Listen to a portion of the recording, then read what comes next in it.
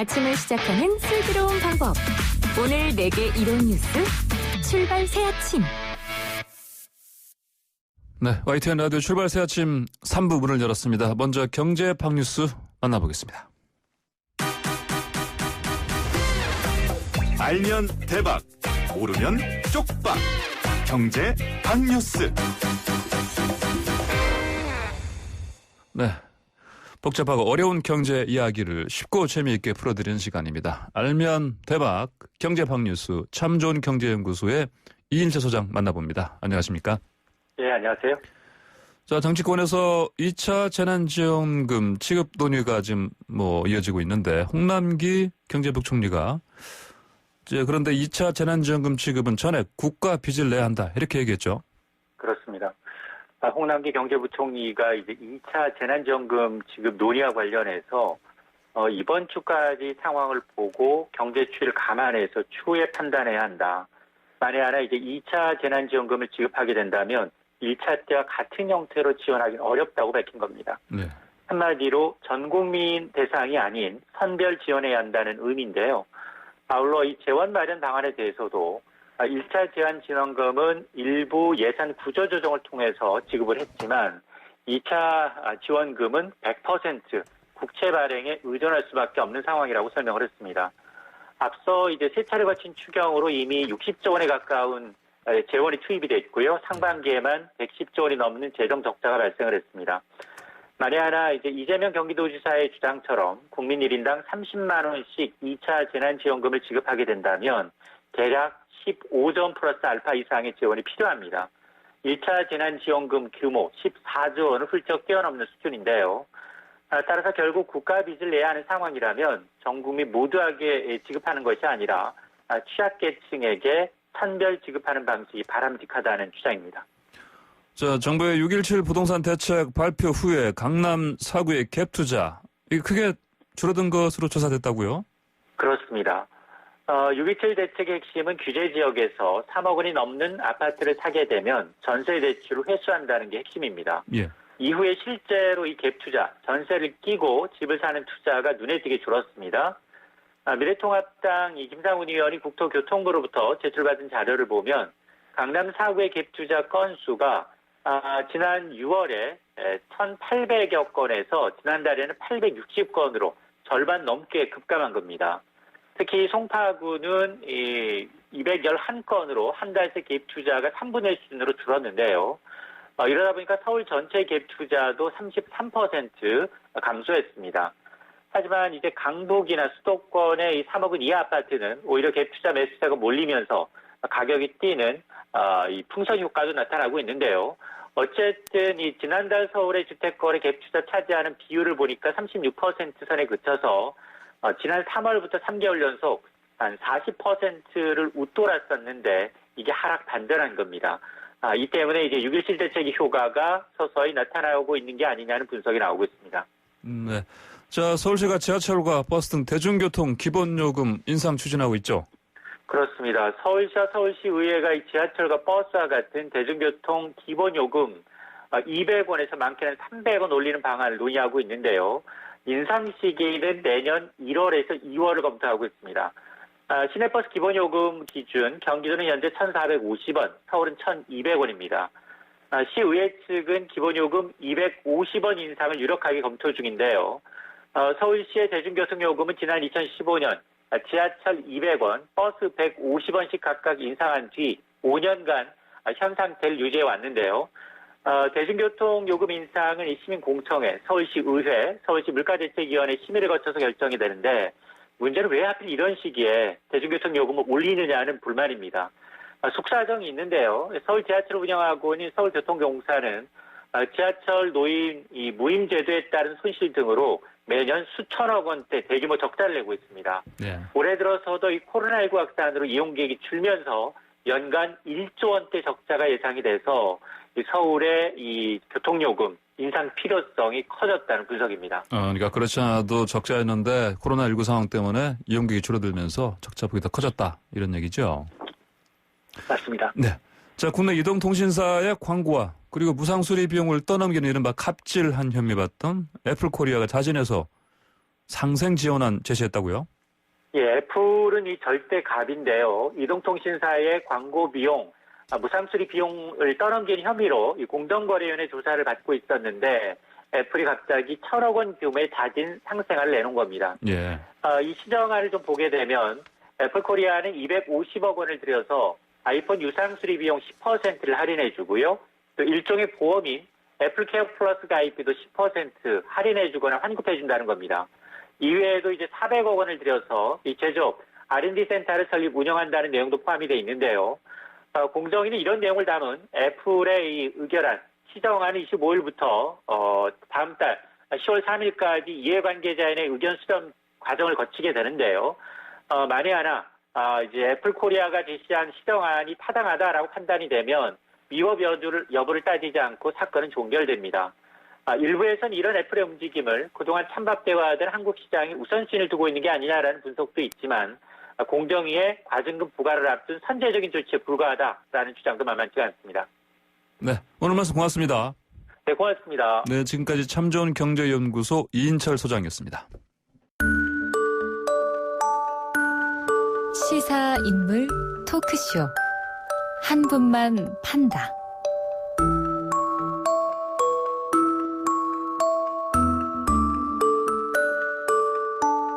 네, 한 명의 인물과 그를 둘러싼 이슈를 끝까지 파보는 시간입니다. 시사인물 토크쇼 한 분만 판다 시작합니다.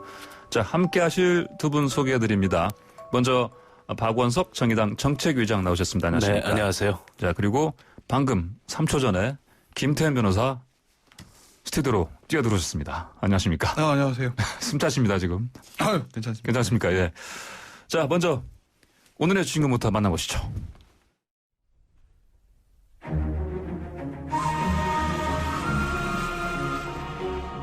코로나19는 의료 방역도 중요하지만 경제 방역도 중요하고 심리 방역도 중요하고 이 코로나19 극복에는 경제적 요인도 매우 중요합니다.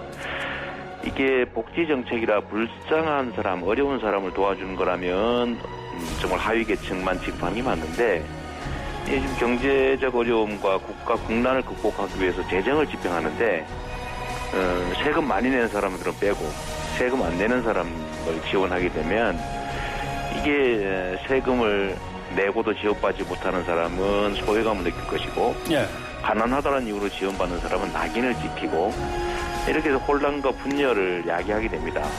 그래서 저는 이게 헌법상 평등 원칙에 위반되는 거다. 복지 정책이 아니지 않느냐. 불쌍한 사람을 도와주는 게 아니라 경제 정책이고 재난 극복책이다. 그러니까 공평하게 해야 된다. 이런 말씀을 드리는 겁니다.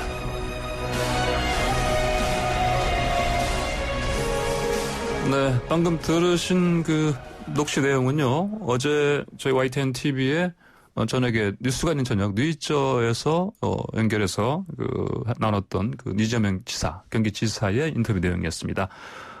자, 2차 재난지원금 논의 관련해서요. 그 중심에 또 이재명 지사가 있습니다. 자, 두 분께서는 2차 재난지원금 지금 필요하다고 보십니까? 아무래도 지금 이 방역 단계를 격상시켜야 될지도 모르는 2차 대유행이 시작이 됐고요. 1차 대유행 당시에 이제 재난지원금을 한 차례 지급을 했는데 그때에 비해서 경제 상황이 이렇게 나아진 게 없거든요. 근데 이번에 이제 또다시 이제 록다운 상황이 된다면 아마 우리 특히 이제 중소자영자들을 중심으로 민생 경제에 여러 가지 이제 차질이 불가피할 거고 그게 전체 경제 지표상으로도 좋지 않은 그런 효과가 나타나게 될 텐데요. 그런 점에서 봤을 때 지금 이제 방역이 우선이고 시급하다는 말은 맞습니다. 그래서 많은 전문가들이 단계를 다시 낮추는 한이 있더라도 일단 3단계로 이 방역 단계를 격상해서 이 흐름을 한 차례 끊고 그리고 대신에 이제 국민들이 여러 가지 경제 활동에 차질이 빚어질 수 있기 때문에 2차 재난지원금을 지급하자 이런 제안을 하고 있고요. 정치권에서도 2차 재난지원금을 해야 된다는 데는 큰 이견이 없는 것 같아요. 미래통합당이 오히려 더 지난번과는 다르게 추가 경정 예산 편성을 통해서 빠르게 2차 재난지원금을 지급하자는 제안을 하고 있고 그 점에 있어서는 뭐 저희 정의당도 입장이 같습니다. 여당 내에서도 뭐 지급 범위나 대상을 둘러싸고 논란이 있긴 한데 해야 된다는 데는 큰 이견이 없어서 조만간이게 국회에서 그 공론화될 것 같은데 문제는 이제 지급 대상을 어느 정도로 하고 그리고 그 지급액이랄까요? 규모를 어느 정도 하느냐. 요게 이제 쟁점이 아닌가 싶습니다. 예. 사실 뭐 아까 들으셨겠지만 그 이재명 지사 발언을 보면 이제 뭐 전 국민에게 주자 이번에도요. 그리고 뭐 지역 화폐 개인당 30만 원 주자 이런 주장을 펴면서 선별 지급은 이게 어떤 상위소득 납세자에 대한 불합리한 차별이다. 또 여당의 보편 복지 노선에 맞지 않다 이런 얘기를 했습니다. 어떻게 보십니까? 글쎄요, 좀 뭐 상위소득 30%한테 30만 원 안 준다고 네. 헌법에 있는 10조 11조에는 평등권 조항 위반되는 뭐 불합리한 차별이라고 저는 보지는 않고. 네. 그건 뭐 사실은 이거 차별, 역차별 뭐 이 문제를 접근할 건 아니지 않겠어요? 네. 다만 이제 전 국민한테 다 주는 것보다 이제 선별 지급하게 되면 단점을 말씀을 드리면 아마 행정비용 같은 것들 얘기들 많이 할 거예요. 그러니까 애초에 지난 총선 전에 처음에 이제 기본소득 아마 제 기억 기본소득 문제, 그러니까 재난 기본소득 문제 제일 처음에 들고 나왔던 게 아마 저는 김경수 경남지사로 기억을 하는데.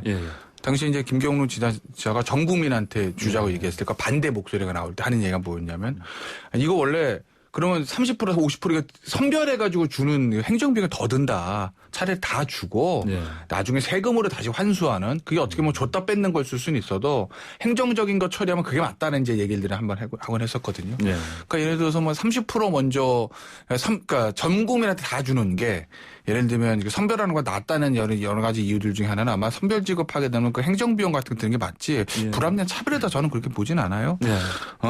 어차피 앞서 방해석 전 의원 말씀하셨지만 이미 정치권에서는 결론 났습니다. 주는 걸로. 왜냐면 예전에 이런 부분에 대해서 굉장히 반대했던 미래통합당도 지금 적극적으로 나서도 주자고 하기 때문에 주는 것 자체는 이미 다 결론이 나 있는 건데 문제는 정치권에서의 문제는 그러면 어느 정도 선에서 끊을 것이냐. 뭐 30이냐 50이냐 전 국민이냐. 아마 미래통합당 50% 얘기하는 것 같고요.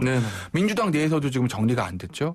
근데 더 중요한 건 결국 정부와 청와대 입장입니다. 근데 정부는 홍남기 경제부총리나 지금 보시면 정세균 총리 같은 경우도 선별 지급 쪽으로 가다가 잡는 것 같고 청와대는 아직 여기에 대해서 얘기 자체를 안 하고 있거든요.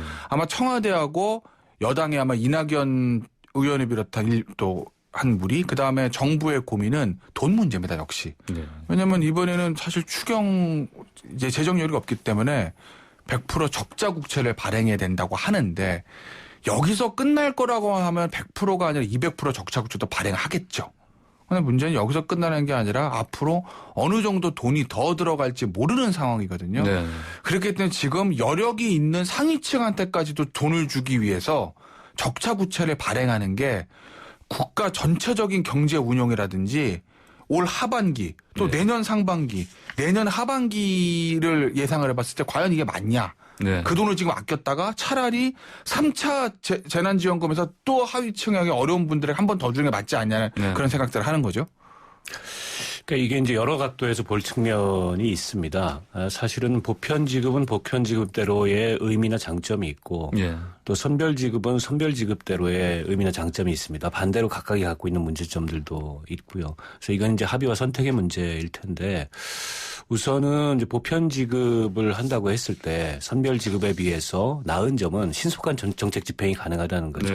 아까 지금 우리 김태현 변호사도 얘기했듯이 행정비용이 거의 들지 않습니다. 분류할 필요가 없기 때문에.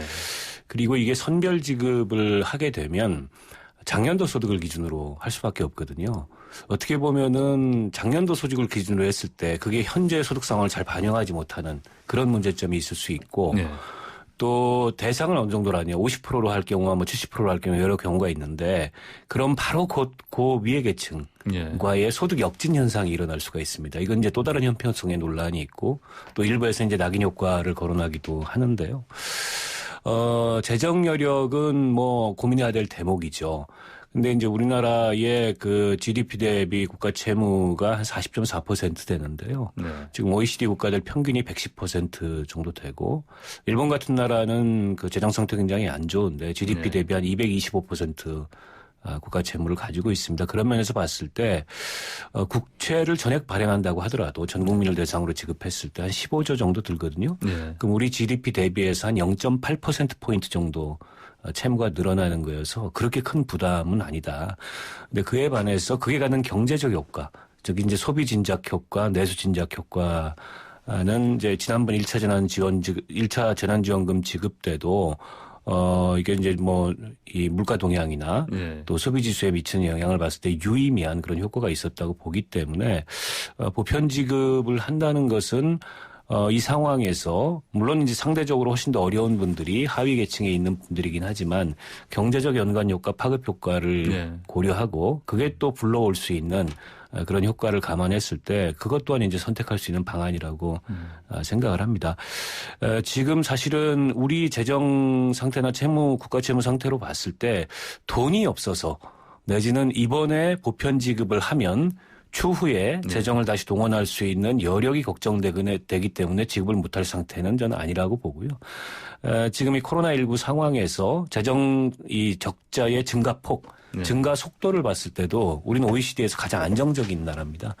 그런 점을 고려한다면 지금 이제 재정 상황에 대한 지나친 우려를 또 재정 당국에서 하는 것도 실제 상황과는 좀 다르다 이런 말씀을 좀 드리고 싶어요.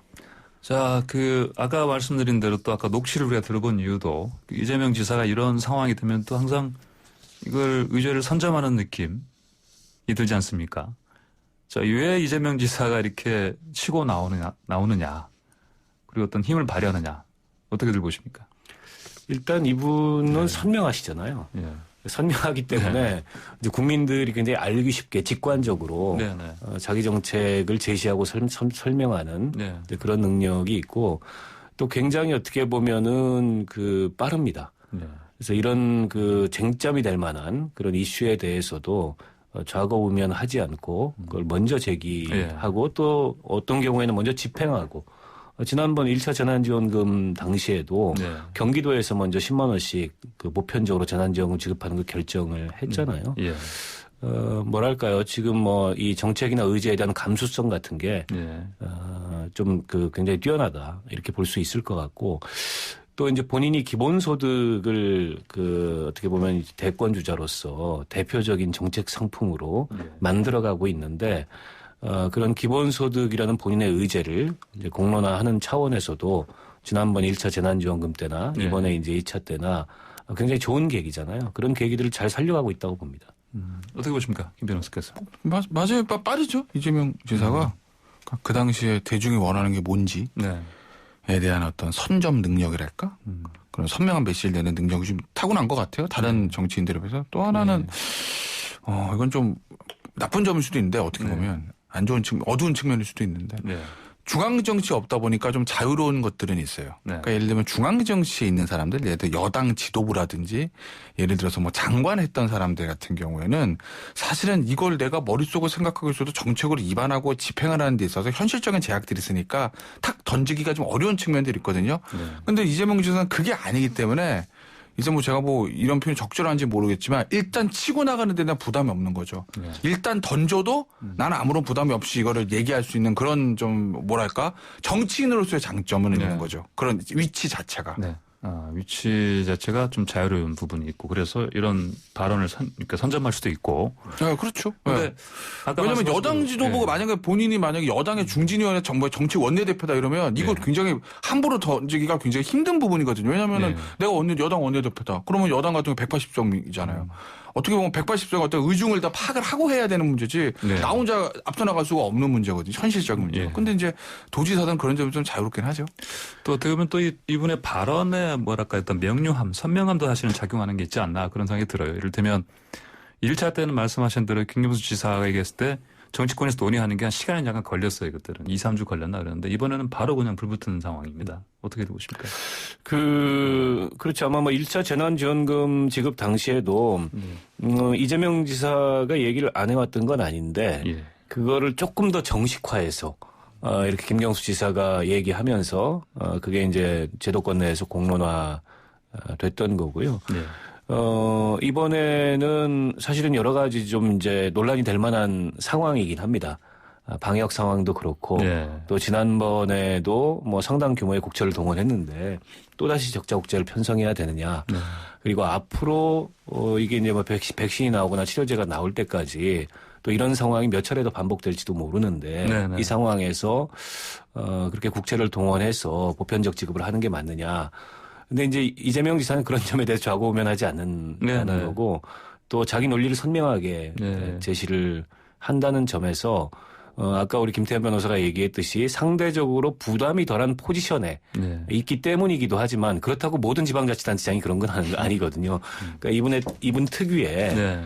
그런 메시지의 선명성 이런 것들이 국민들에게 네. 이런 부각이 되고 있는 게 아닌가 싶습니다. 최근에 그 여론조사가 몇 개 있었는데 뭐 들으셨겠지만 그 4개 가운데 3개에서 보니까 차기 대선 후보 지지율 1위를 기록했습니다. 물론 오차범위 내에 있는 경우도 있었지만 그 특히 대구, 경북 보수층 등 기존 야권 지지층에서 이낙연 의원에 비해서 더 많은 지지받고 있습니다. 어떤 이유로 보십니까? 지역적인 거는 예전에 우리가 한번 원래. 이재명 지사 네. 얘기했을 때도 한번 얘기 네, 나왔지만 이분들이 안동 출신이에요. 경북 안동. 예. 그러니까 아무래도 호남 출신인 이낙연 의원에 비해서 대구 경북 쪽에서는 표가 많이 나올까 지지가 더 나올 확률이 좀 높죠. 예. 지금 여론조사도 조금 그런 흐름으로 가는 거고 뭐 한국 정치가 어두운 측면이긴 한데 아무래도 한국 정치가 지역 기반하고 있다 보니까 그럼 어쩔 수 없는 현실적인 측면들이 있어요. 그런 게 있고 또 하나는 이런 거죠. 그러니까 이낙연 지사의 죄송합니다. 이재명 지사의 민주당 내에서 위치를 보면 과연 그러니까 문재인 대통령을 놓고 봤을 때 문재인 대통령 거리감 생각하면 이낙연 의원보다는 이재명 지사가 좀 이렇게 먼 거리에 있거든요. 그러니 아마 일부 보수층들 입장에선 그러면은 예를 들면 예전에 그런 게 있었잖아요. 이명박 대통령 다음에 박근혜 대통령 전 대통령 될 때 이게 과연 정권 교체야 아니야? 왜냐면 워낙 두 사람의 사이가 안 좋았으니까. 그런 것처럼 문재인 대통령의 이 문재인 정부를 그냥 바로 통으로 계승하는 거냐 이걸 봤을 때 이낙연 의원보다는 조금 거리감이 있는 건 사실이거든요. 그러니까 보수층에서 그런 점에서 반감이 좀 덜한 게 있고 그리고 사실은 뭐 글쎄 이게 참 보수층이 뭐를 많이 보느냐. 그러니까 예를 들어서 정치인들이 보면은 크게 얘기하면 도덕성하고 이제 능력 요 두 개 이제 다 가지면은 완벽한 거 아니겠습니까? 그러니까 어느 그거를 좀 가중치를 놓고 보느냐는 사람마다 좀 다른데 진보 유권자들보다 보수 유권자들이 어떤 도덕적으로 완전 무결함보다는 그 사람의 정책적 능력이라든지 이런 거를 조금 더 중시하는 경향들이 있어요. 다 그런 건 아닙니다. 일반적인 경향적 그런 경향이 있다는 거예요. 그런 점에서 봤을 때 이재명 지사가 조금 보수층한테 어필할 수 있는 요소들을 가지고 있는 건 맞죠. 최근에 이제 여론조사 흐름이 좀 바뀐 거죠. 그러니까 이게 뭐 한 번 그렇게 나왔다면 모르겠는데 최근 잇따른 여론조사에서 그런 상황이 나오는 건 추세적으로 좀 흐름이 바뀌고 있다고 봐야 할 것 같고 물론 이낙연 의원이 민주당의 대표가 된다면 이제 다음 좀 결정이 될 텐데 그러면 이제 뭐 또 흐름이 또 달라질 수 있겠습니다만 이재명 지사로서는 좀 탄력을 받은 상황이라고 볼 수 있을 것 같고요. 상대적으로 이제 이낙연 의원 같은 경우에 컨벤션 효과가 지금 안 나타나고 있고 전당대회에 근데 총리로서의 이제 대통령의 후광 효과가 사라지니까 독립적인 어떤 리더십에 대한 평가가 지금 이루어지고 있는 거 아니냐 이런 관측이 있을 수 있고요. 아무래도 뭐 보수층이나 중도층이나 이쪽에서 이재명 지사에 대한 상대적인 선호가 높은 건 이분이 이제 TK 출신이라는 그런 지역 특성이 있을 것 같고 그건 어떻게 보면 향후의 대선 국면에서 확장성의 하나의 징표로 읽힐 수 있는 대목이죠. 또 한 가지는 뭐 김 변호사도 얘기했습니다만 일종의 이제 여당 내 야당 이미지가 있어요. 그러니까 이른바 이제 뭐 친문 또 대통령과 대통령의 아주 뭐 측근 이런 이미지는 없잖아요. 그리고 한때 지난 대선에서 경쟁 후보로서 또 각을 세웠던 그런 전례도 있고 대통령 열혈 지지층하고 여전히 사이가 그렇게 별로 좋지는 않잖아요. 이게 상대적으로 이낙연 의원에 비해서 미래 권력인데 미래 권력이 그냥 현재 권력과 일맥상통하는 게 아닌 조금 다른 컬러를 갖고 있다. 이런 게 중도층이나 보수층한테 어필하는 요소이기도 하고 또 앞서 말했듯이 이제 능력치에 대한 기대감 이런 것들이 반영돼서 이런 여론조사 결과가 나오는데 아직은 뭐 대선 때까지 또 이게 당내 경쟁만 보더라도 긴 레이스이기 때문에 지금 나오는 이런 여론조사는 그냥 추세적으로만 참고를 하면 되지 그 각각이 뭐 특별한 의미를 갖고 있다고 보기는 어려울 것 같습니다. 그렇다면 또 지금 이 상황이 어떻게 보면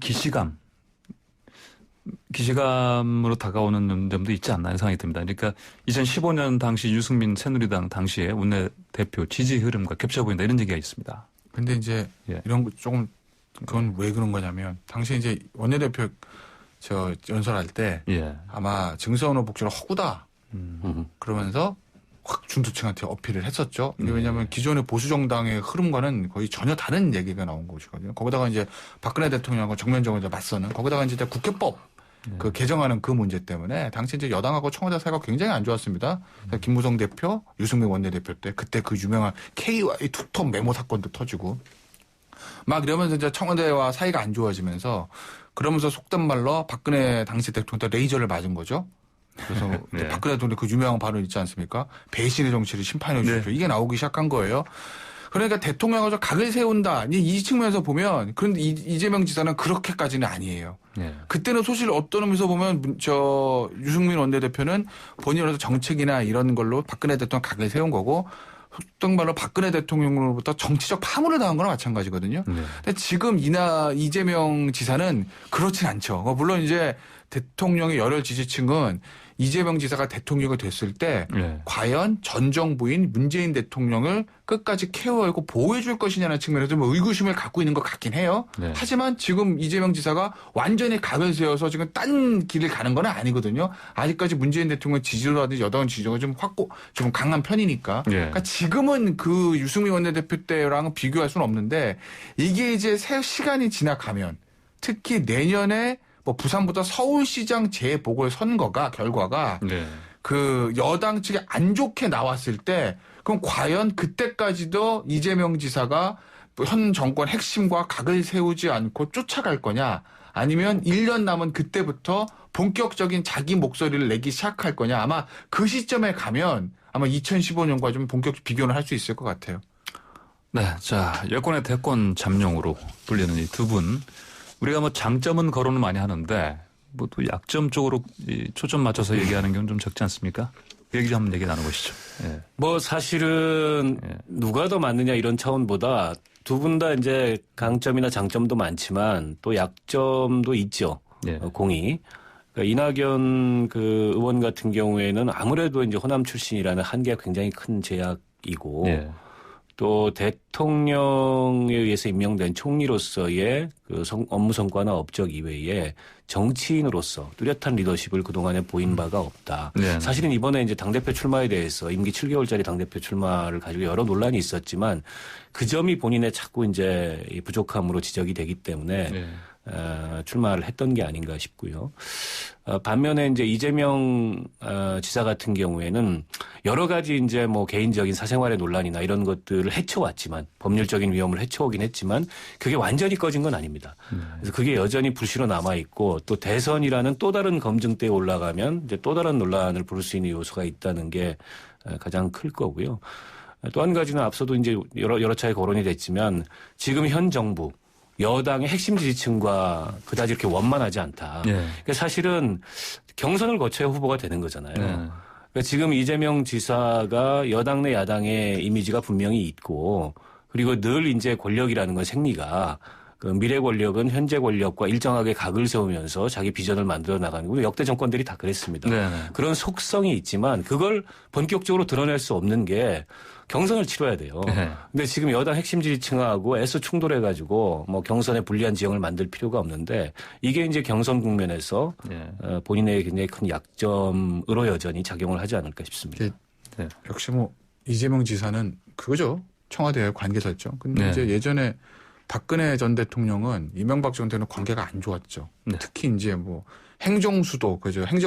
행복도시라고 하죠. 그거 이제 반대 국회에서 이명박 청와대가 당시에 거의 국책사업 좀 추진했던 그거를 이제 반대 토론하면서 완전히 그냥 갈라쓴 거거든요. 그럼에도 불구하고 후보를 꿰찰 수 있었던 건 여의도 대통령이라 부를 정도로 당내 확고한 지지세. 그다음에 어떻게 보면 당시에 박근혜 전 대표를 막을 만한 이명박 전 대통령 후계자로 불릴 사람이 없었어요. 그렇기 때문에 청와대하고 완전히 각을 세워도 후보가 될 수 있었는데 그 이후 다른 케이스 생각하면 과연 청와대하고 각을 세운 후보가 여당의 후보를 쉽게 꿰찰 수 있는 이거 좀 다른 문제거든요. 더군다나 아직까지 예를 들면 친문 후보들이라고 소위 말하는 친문 후보의 불이 완전히 꺼지지 않은 상태에서 그게 하나 있는 거고 이낙연 의원은요. 그 왜 요새 인터넷 같은 데 보면 많이 돌아다니는 이낙연 의원의 안 좋은 이제 약간 좀 비판적인 그런 얘기들 보면 엄중한 이 단어 있지 않습니까? 모든 이슈가 나왔을 때 사태를 엄중히 보고 있습니다. 엄중히 봐서 그럼 결론이 뭐냐? 그거에 대한 명쾌한 어떤 답을 내놓은 적이 없는 거예요. 이게 이제 아마 국가 지도자로 발돋움하는 데는 가장 큰 저는 약점일 수도 있어요. 왜냐하면 제가 생각을 해봐도 어떤 논쟁이 있는 이슈에서 그러면 이낙연 의원이나 총리 시절에도 답이 뭐 총리는 뭐 그렇다고 합시다. 아무래도 정부와 궤를 같이 해야 되니까. 지금 이제 의원이 됐을 때도 그럼 확실한 입장은 뭐냐. 어떤 생각을 가지고 있냐. 답은 뭐냐. 결국 정치는 답을 내야 되는 것이거든요. 그 능력에 있어서 이낙연 지사보다 좀 많이 떨어지는 측면. 이게 아마 가장 큰 약점 아닐까 싶어요. 저는. 네. 답을 내는 능력. 네. 그분에서 좀 떨어진다. 자, 이제 나흘 뒤에 더불어민주당 그 전당대회 있습니다. 보통 어디 나가라고 얘기하는데 어떻게 보십니까? 그리 될까요? 특별한 변수가 생기지 않을 것 같습니다. 일단 이게 이제 코로나 상황 때문에 가뜩이나 이제 경선 과정이 예전의 전대처럼 지금 치러지지가 않고 있잖아요. 비대면 유세, 비대면 토론.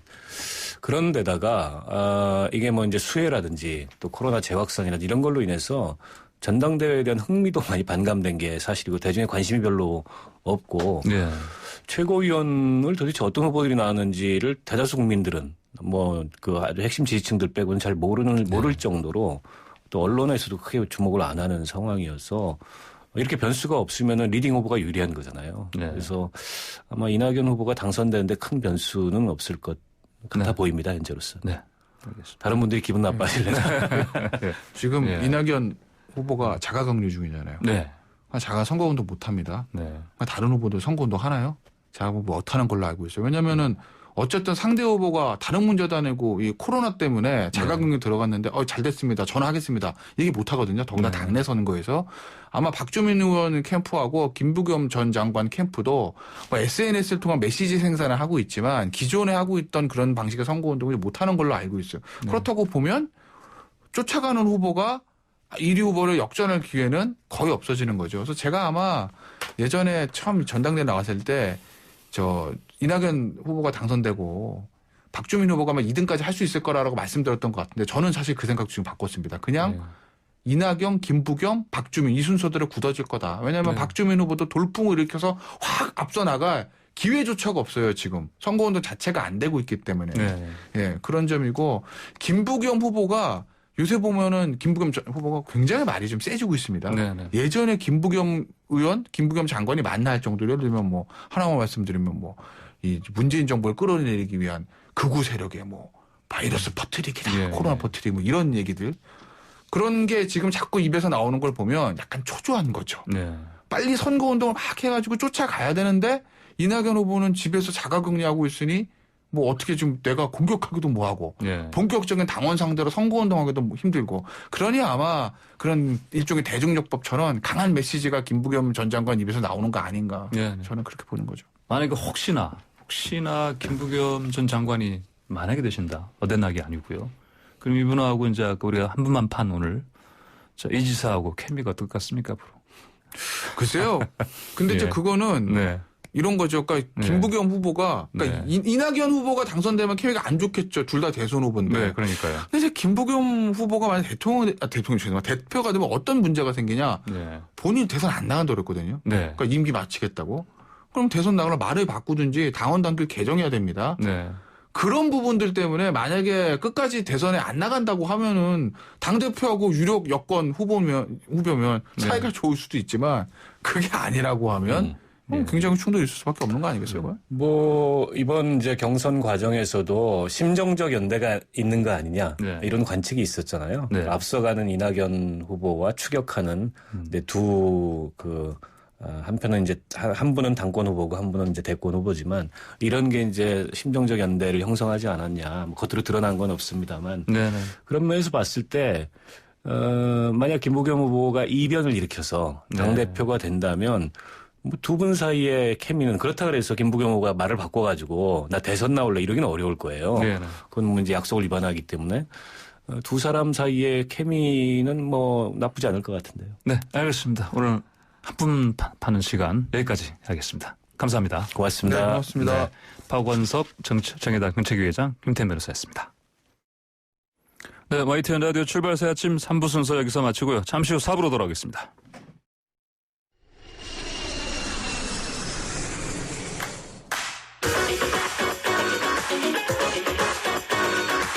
뉴스 탐구 생활 못 떠나도 고! 탁PD의 국제 뉴스.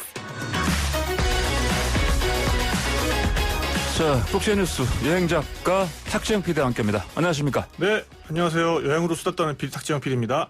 자, 코로나 이것 때문에 이제 뭐 사회적 거리두기 장기화되고 있고요. 3단계로 또 뭐 격상될 가능성도 좀 높고요.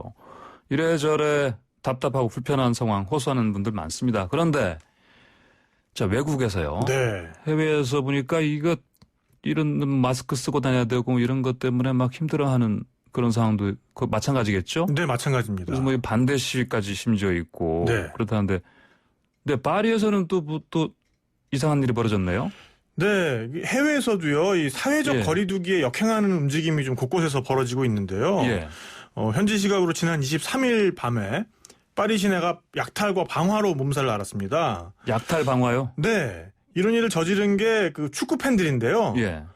파리를 연고지로 하는 파리 생제르맹이라는 축구팀이 있습니다. 예, 예. 이 팀이 이 창단 50년 만에 처음으로 유럽 챔피언스 리그 결승에 진출을 했어요. 예, 이 팀이 저기잖아요. 프랑스 그 프로축구 리그 1위잖아요. 네네네. 네. 근데 네. 결승에서 네. 상대팀이 바이에른 뮌헨이었는데 0대1로 졌어요. 네. 그러니까 팬들이 격분해서 시내 곳곳에서 폭동에 가까운 상황을 이제 연출하게 된 건데요. 아니, 졌다고 폭동을 일으킨다고요? 네. 경찰에 체포된 사람만 148명에 달하고요. 네. 경찰 측도 최루탄을 쏘면서 적극 진압에 나섰는데 16명이 부상을 했다고 합니다. 근데 이제 이게 더 문제가 된 게 지금 프랑스에서는 하루 4,000명이 넘게 코로나 확진자가 나오고 있고요. 네. 그래서 방역 당국이 사람들의 거리에 나오지 말 것을 촉구를 했는데 일단 이 축구팀에서 시내 스타디움을 하나 빌려서요. 거대 스크린에 경기를 생중계를 했고요. 네. 그래서 여기에 모인 사람만 일단 5,000명이에요. 그리고 여기에 들어가지 못하고 밖에서 순서를 기다리다가 입장이 무산된 사람이 네네. 1,000명 정도에 달했거든요. 네네. 그러니까 이 사람들이 벌써 화가 몹시 난 거예요. 네. 그래서 이제 이들을 중심으로 해서 무질서와 과도한 흥분이 고조되던 상황에서 팀이 패배를 하니까 사달이 난 건데 이들 중에서 이제 마스크를 쓰지 않은 사람들도 흔하게 찾아볼 수 있었고요. 네네. 경찰이 마스크 미착용자 400명 이상을 적발해서 경고를 하기도 했어요. 근데 일각에서는 오히려 진 게 다행이다. 왜냐하면 이겼으면은 더 난장판이 벌어졌을 거다. 막 포옹하고 난리가 났을 거다. 더 많은 사람들이 쏟아져 나왔을 거다. 네네. 뭐 이제 이렇게 이야기를 하기도 했습니다. 그러니까 프랑스가 월드컵 우승했을 때 난리가 났지 않습니까? 네네네. 뭐 이를테면 그리고 사실은 이 사람들이 그 시위 벌일 때, 특히 폭력 시위 벌일 때는 그때만 이들이 마스크를 쓰거든요, 그래도. 네. 그러니까 이를테면은 2018년도에 노란 조끼 시위가 한창 있었는데, 네네네. 그때 보면은 경찰에서 이제 체증을 하니까 그것 때문에라도 이렇게 끼고 그랬었는데, 이번에 이 폭력 시위 벌인 사람들은 그냥 다 벗고 했을 것 같은데. 네네. 하루 4,000명 확진자가 나오는 프랑스에서 네네네. 이런 일이 벌어졌으니. 네. 걱정스럽습니다. 네. 자, 근데 프랑스에서는 그렇고요. 또 반대 그러니까 사회적 거리두기 자체에 반대하는 시도 있었다면서요? 네네. 이건 전 세계적으로 좀 곳곳에서 벌어지고 있는데요. 예. 지난 4월부터 미국의 미시간, 위스콘신, 일리노이, 콜로라도, 플로리다 등지에서 코로나로 인한 사회적 거리두기 조치에 반대를 하는 시위가 벌어졌어요. 그리고 트럼프 대통령이 이들을 지지하는 듯한 발언을 해서 사태를 더욱 부채질한 바가 있고요. 그래서 이들 중에서는 수백 킬로미터를 여행해서 이 시위에 참여하는 사람들도 있었는데 문제는 이제 이들에 의해서 결국 코로나 확산이 더욱 가속화되었고 실제로 이제 미시간, 위스콘신, 일리노이 지역은 그 전까지는 코로나가 그다지 퍼지지 않았는데 이 시위가 시작된 4월 말부터 바이러스가 오히려 급격하게 확산이 됐고요. 지난 8월 1일에는 독일에서 극우 극단주의자, 음모론자, 그리고 백신 반대운동 지지자 등 2만여 명이 모여서 네. 사회적 거리두기 반대 시위를 벌였다고 합니다. 이 참여자들 가운데는 흑백 적으로 이루어진 독일 제국 전쟁기라는 깃발이 있어요. 네. 3색기인데 위쪽에서부터 검은색, 흰색, 적색으로 이루어진 깃발이거든요. 네, 네. 이거를 흔드는 사람들이 목격이 됐어요. 뭐 아시다시피 지금 독일에서는 과거 나치와 관련된 상징물들은 공공장소에 들고 나오면 네. 법에 의해서 굉장히 무겁게 처벌을 받는데 네. 그래서 극우들이 즐겨 사용하는 깃발이 바로 이 깃발입니다. 왜냐하면 이 깃발은 1차 세계대전 때부터 사용된 거여서 법적으로 네. 규제하기가 좀 애매한 부분이 있어요. 그래서 이 깃발을 흔들면서 이제 시위를 하곤 하는데 일부 시위자들은 가슴에 다윗의 별이라고 하죠. 육각별에다가 네. 예방 접종을 받지 않았음이라는 문구를 써서 자기 가슴에 부착을 하고 시위에 나서기도 했어요. 네네. 이게 이제 과거 2차 세계대전 때 유대인들의 가슴에 네. 차별을 하기 위해서 그들 가슴에 그 육각별을 달아줬던 거. 이걸 어떻게 보면 이제 비틀어서 네. 이제는 유대인들이 아니라 우리가 차별받고 있다. 뭐 이제 이런 느낌으로 시위를 한 거죠. 예. 그래서 이제 이런 시위 역시 온라인과 유튜브를 중심으로 번져나간 음모론자들 그리고 극우 유튜버들의 주장에 힘입어서 시위까지 이루어진 거고요. 그리고 지난 16일에는 스페인의 마드리드 콜론 광장 여기에 네네. 2,500명이 모여서 마스크 착용에 반대하는 시위를 벌였다고 합니다. 네네. 이들 역시 마스크를 착용하지 않은 채 바이러스는 존재하지 않는다. 마스크를 없애라. 이런 피켓을 들고 이제 구호를 외쳤다고 합니다. 그래서 스페인은 지금 확진자 수가 많이 늘어나서요. 네. 지지난주에 공공장소에서의 흡연과 음주가 전국적으로 금지된 상황이에요. 네. 이런 상황에서 일부 유명 연예인 등 극우 성향의 인사들이 이 코로나 바이러스 자체가 대중을 통제하기 위해서 지배 엘리트 계층이 발명한 거다. 뭐 이제 이런 논리를 좀 퍼뜨렸고요. 네. 심지어는 코로나 백신 자체가 이거 좀 황당한데요. 5G 휴대전화 기술을 사용해서 전 세계인을 통제하기 위한 핑곗거리다. 뭐 이제 이런 황당한 주장까지 하고 있다고 합니다. 네네. 그래서 여기에 참여한 한 예방접종 반대운동가는 시위 연설에서 이 바이러스는 키스, 포옹, 약초 그리고 자신감으로 치유될 수 있다. 이렇게 말하기도 했다고 합니다. 아까 저 뉴스 브리핑 시간에 그 서울시에서 홍보 영상 하나 만든 게 있는데 네. 이를테면 그 확진됐음에도 불구하고 이리저리 돌아다니다가 결국은 구상권까지 청구받고 그런 사람 관련해서 이제 만든 게 있는데 거기서 보면은 그 제목이 뭐 넋이 나갔다 뭐 이런 네. 이런 표현인데 이 사람들은 넋이 나간 게 아니라 거의 뭐 넋 빠진 사람들 같아요. 네, 맞습니다. 예. 근데 이런 전 세계적인 움직임 그 계속되는 이유 뭡니까? 일단 이런 시위가 대규모로 벌어지고 있는 나라들이 좀 공통점이 있는데 코로나 확산세가 일단 무서운 곳입니다. 오히려. 그러니까요. 네. 네. 스페인의 경우에는 지금까지 누적 공식 사망자 수가 28,600여 명. 네. 그리고 통계에 잡히지 않은 추정치까지 포함하면 44,000여 명에 이를 정도고요. 이게 사망자 수입니다. 확진자 수는 37만 명을 넘는 상황입니다. 네. 전 세계에서도 가장 심각한 나라 중에 하나고요. 미국은 뭐 말할 것도 없죠. 지금 세계에서 코로나 확진자와 사망자가 가장 많은 나라고요. 확진자가 지금 570여만 명, 그리고 사망자는 17만 명을 넘었습니다. 그리고 독일 역시 최근에 하루 확진자가 2,000명을 넘어서 이제 누적 확진자 수가 23만을 넘었고요. 사망자가 9,000명을 넘은 상황이에요. 최근 확산세가 점점 더 두드러지고 있습니다.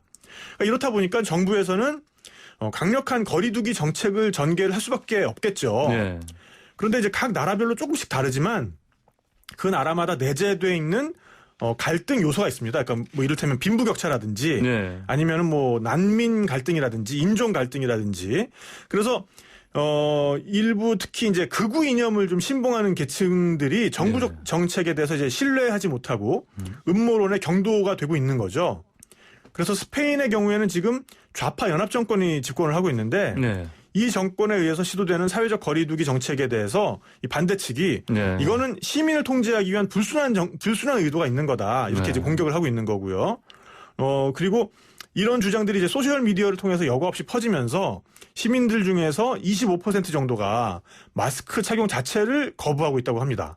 그리고 이제 독일에서는 지금 난민 때문에 문제가 많잖아요. 그래서 지금 현 정권이 아랍 난민에 대해서 포용적 태도를 취하니까 여기에 불만을 품은 극우 세력들이 주축이 되어서 그리고 여기에 이제 과거부터 예방 접종, 그러니까 백신 자체가 이 허구다. 뭐 네. 이런 걸 주장하는 좀 황당한 주장을 하는 그런 예방 접종 반대론자들이 있어요. 네. 이 사람들 그리고 반유대주의자 이런 음모론에 굉장히 취약한 사람들이 가세를 해서 대규모 시위를 촉발시킨 걸로 해석 가능합니다.